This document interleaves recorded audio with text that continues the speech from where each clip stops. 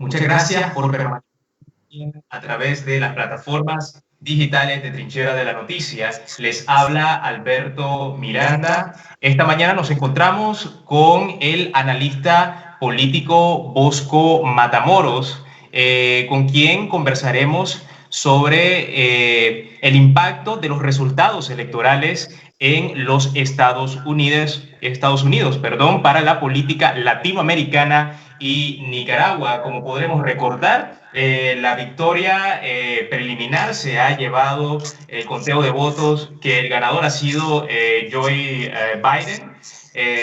Asimismo, vamos a analizar cuáles podrían ser los posibles cambios para la política exterior en relación a los países latinoamericanos. Muchas gracias por acompañarnos, Bosco, esta mañana.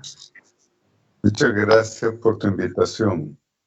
Bosco, como podremos recordar, la semana pasada se llevaron a cabo las elecciones como nunca antes se habían visto, la mayor participación de ciudadanos estadounidenses en las elecciones de este país. ¿Cuál es tu perspectiva como analista político en estas históricas elecciones en el norte? Bueno, primero, el porcentaje de participación es el más elevado desde 1908 y creo que supera un poco las elecciones entre Kennedy y Nixon. En valores absolutos, yo no voy a decir que fue el que tuvo mayor número de votantes, porque hace 50, 60 años la población norteamericana es diferente a la que hay actualmente. Pero sí fueron significativas, importantísimas en cuanto al número de participantes, reflejaba casi como una elección en un país en desarrollo, donde los votantes van en masa porque primero no tienen confianza en las instituciones y esperan que con su voto van a cambiar esos resultados. En las democracias maduras, el índice de participación es más bajo, por el hecho de que hay confianza en las instituciones. Ahora, el voto en sí, yo miro en gran parte, es un plebiscito de rechazo al mandato de Donald Trump. Trump, indiscutiblemente, en términos generales, cansó al país. Lo tenía ya, digamos, a un punto de saturación con su teatralidad política, su falta de comprensión de lo que es el significado, la solemnidad de la oficina del presidente, que es esa función que heredaron los norteamericanos desde la época de George Washington. Y su lenguaje insultante hacia sus adversarios, que eso lo vemos en países en desarrollo, pero no en un país desarrollado como son los Estados Unidos, los países europeos, y los Estados Unidos es el país más importante del mundo, mucho menos desde ese punto de vista. Ahora, ¿cuáles son los factores que inciden en la derrota electoral de Trump? Que si bien no ha sido certificada formalmente, pues hay impugnaciones. No creo yo que vaya a haber un cambio en los resultados. Fundamentalmente, el fracaso total de su estrategia para enfrentar el coronavirus. Si Trump hubiera seguido el modelo alemán y Alemania tuviera la población de Estados Unidos, habrían en el país 45 a 50 mil muertos si hubiera seguido los pasos de Angela Merkel. En vez de eso, en Estados Unidos hay más de 200 mil muertos, es decir, 4,5 veces el número de fallecidos. Eso es el primer indicador concreto del fracaso de Trump como líder de la nación. No entendió, no logró hacer esa transición de Queens, el constructor, a la casa, a la responsabilidad que debe tener el presidente. Segundo, su fractura del país. Provocó una polarización entre los sectores más liberales o radicales del Partido Demócrata y los sectores reaccionarios del Partido republicanos que se identifican con esta política neopopulista, que es típico de un mundo en desarrollo, pero estos fenómenos no se miran en los países desarrollados. Tercero, influye muchísimo también la rotura de Trump de lo que son las instituciones del país. El Departamento de Estado lo vació prácticamente de funcionarios y dejó miles de cargos sin ser cubiertos. La continua alteración de lo que es la continuidad del gobierno con los despidos de altísimos funcionarios y las renuncias de otros, los secretarios de defensa, los jefes de gabinete en la Casa Blanca. Es decir, los Estados Unidos parecía un país en torbellino, sujeto a un huracán, a los exabruptos de un presidente que a todas luces no entendía lo que es su responsabilidad como jefe de Estado. Por otra parte, Biden no es un candidato entusiasmante, pero tuvo la fortuna de encontrarse a un presidente, el incumbente, que le decían que lo estaba rechazando la nación. Si bien podemos decir que Biden es el demócrata que cuantitativamente ha recibido más votos y Trump el republicano que más votos ha recibido, pero tomemos en cuenta que los Estados Unidos no es un país que hace 50 años su población ahora supera los 300 millones. Pero Biden promueve un discurso bien llamativo en el sentido que invoca la unidad del país, el entendimiento, los consensos, que está a la base de la cultura política norteamericana, es decir, buscar la línea intermedia. Trump desconoció completamente eso. Por otro lado, Biden, sí. Hablando en esta parte del conteo de votos, se ha hablado de fraudes dentro de las urnas y asimismo dentro del conteo de las votaciones de los ciudadanos estadounidenses. Se habló de que Donald Trump iba a acudir a la Corte Suprema de los Estados Unidos para pelear Filadelfia y otros estados. ¿Qué tan posible es que se dé nuevamente un conteo de votos en este contexto? Mire, en los Estados Unidos hay 50 sistemas electorales. Cada estado es soberano en determinar las normas electorales dentro del estado. Cuando hay un cuestionamiento de los resultados, es decir, impugnaciones, irregularidades o sospechas de fraudes en el proceso, se presenta un recurso a los órganos estatales, el órgano judicial, que resuelve en base al mérito del recurso y que ellos le llaman, en ese sentido, que no sea un recurso frívolo, es decir, una acusación sin ser sustentada en base de pruebas, por una parte. Y por otra parte, que el número supuestamente en el alegato de votos que se impugna no vaya a alterar el resultado final de esa elección en ese estado. En el caso no se llenen esas condiciones o no haya una resolución satisfactoria para las partes, puede elevar esa situación ante la Corte Suprema de Justicia. Pero primero se tienen que llenar esos pasos procedimentales. En el caso de George Bush en el año 2000 y Al Gore, la impugnación era en un estado, en un condado que era en Florida, y que casualmente una vez que se llenaron esas etapas de procedimiento, se recurrió a la Corte Suprema de Justicia, que dictaminó que Bush había ganado la elección con una ventaja de 500 y algo votos. Yo creo que en este momento, en la campaña de Trump, ha habido, por una parte, no sé si deliberadamente, un impulso casi anárquico a presentar recursos de impugnaciones de los resultados electorales, de los votos, el conteo, las auditorías, las tabulaciones. Y, por ejemplo, en Filadelfia, en Pensilvania, el gobernador y el secretario general del ministro de Justicia, el secretario de Estado del Estado de Pensilvania, son demócratas.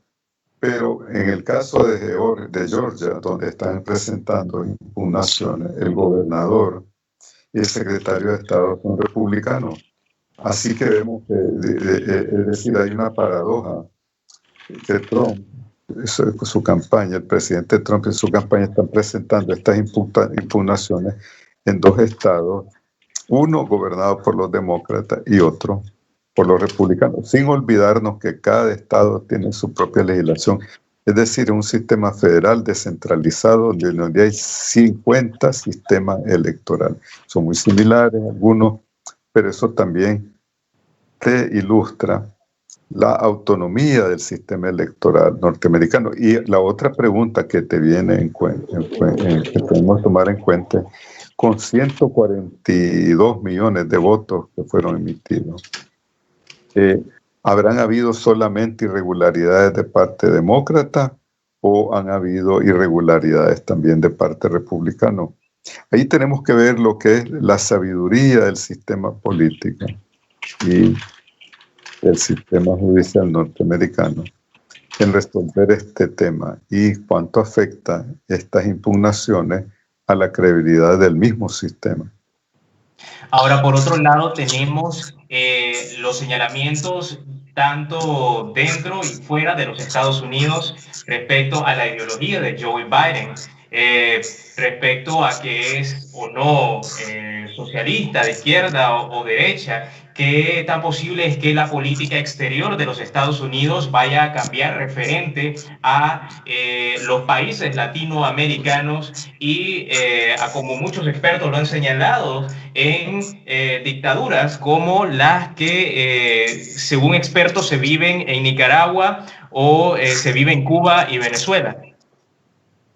Mira, primero ha habido una especie de fantapolítica cuanto a las acusaciones que se le hacen a Joe Biden.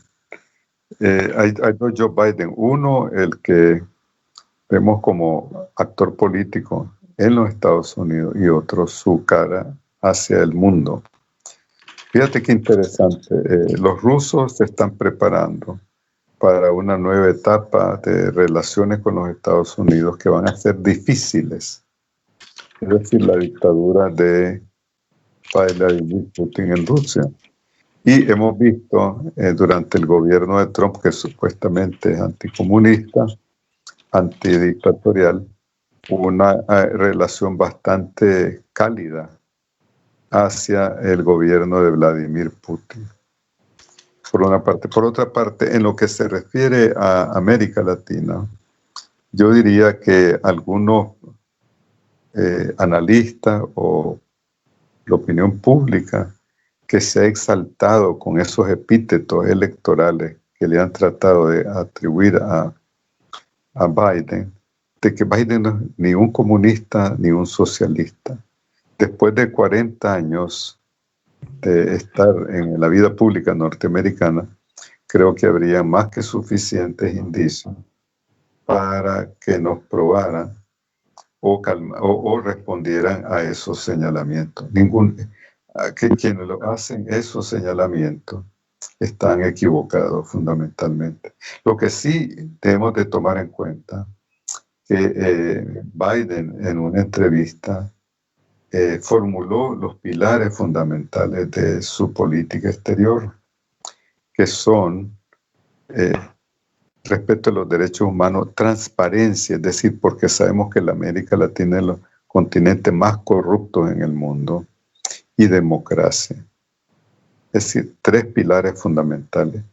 Ahora, por otra parte, Biden cree muchísimo en el sistema internacional, en los órganos regionales, el sistema de Naciones Unidas, los acuerdos globales, por otra parte, y al mismo tiempo considera que los Estados Unidos, independientemente de su enorme peso en el sistema internacional, debe de construir alianzas con los órganos y las potencias regionales para promover las metas de su política.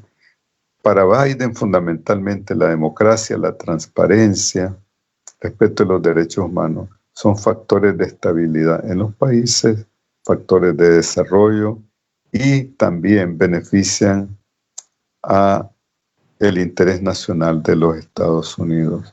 Yo considero que no vamos a ver esa teatralidad espectacular de las declaraciones de Donald Trump, sino más bien una política consistente en donde hay una sistematicidad, un papel activo de las instituciones del gobierno americano y de las instituciones regionales.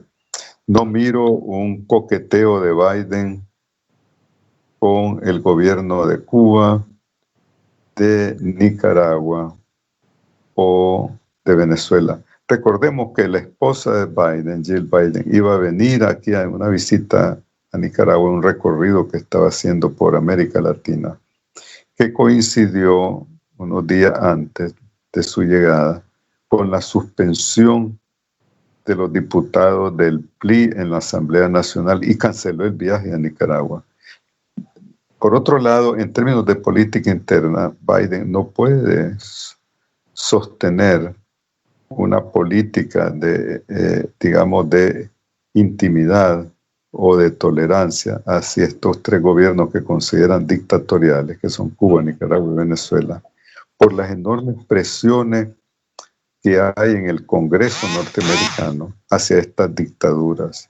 Y hay un consenso entre el Partido Republicano y Demócrata de que hay que promover un cambio democrático en Nicaragua a través de un proceso electoral, igualmente en Venezuela. Cuba es un problema mucho más de largo plazo en ese sentido, para que se lleve a cabo un cambio democrático en estos países, que se respeten los derechos humanos, que puedan participar de los beneficios del DR-CAFTA y que sería un factor de estabilidad y también coincidiría con el interés nacional de Estados Unidos. Para ir finalizando, Bosco, ¿cómo ve usted el saludo del presidente Ortega en su discurso en el aniversario de la muerte de Carlos Fonseca hace 1 o 2 días, donde le dijo a respetar también la decisión de Donald Trump de especular que habría habido fraude en su experiencia como analista político? ¿Cómo lo ve usted? Mira, yo creo que no hay que confundir el contexto nicaragüense con el americano. En Nicaragua, el órgano electoral depende completamente del Poder Ejecutivo. Igualmente, el Poder Judicial, que podría ser el órgano jurisdiccional que dirime una impugnación en una eventual elección. En los Estados Unidos hay 50 sistemas electorales, 50 sistemas judiciales dentro de los órganos estatales y un órgano central en el ámbito jurisdiccional que es la Corte Suprema de Justicia. Así que no hay ningún elemento de coincidencia. Formalmente, aparentemente sí son elecciones, pero los mecanismos de control y la autonomía de los órganos que se involucran en estos procesos, eso no existe en Nicaragua.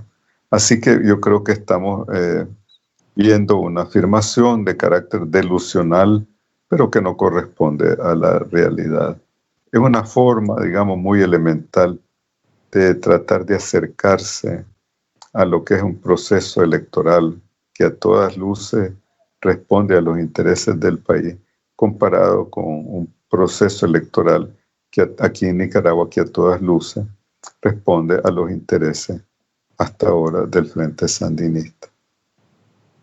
Muchas gracias, Bosco, por atendernos en esta entrevista y muchas gracias también a ustedes. Fueron declaraciones del analista político Bosco Matamoros, con quien abordábamos la situación de las elecciones presidenciales en los Estados Unidos de Norteamérica, una de las más votadas o las más concurridas desde 1908. Muchas gracias a ustedes por mantenerse informados a través de sus plataformas digitales de Trinchera de la Noticia.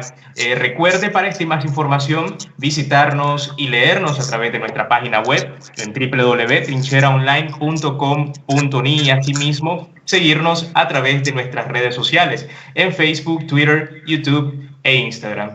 Reportó para Trinchera de la Noticia Alberto Miranda.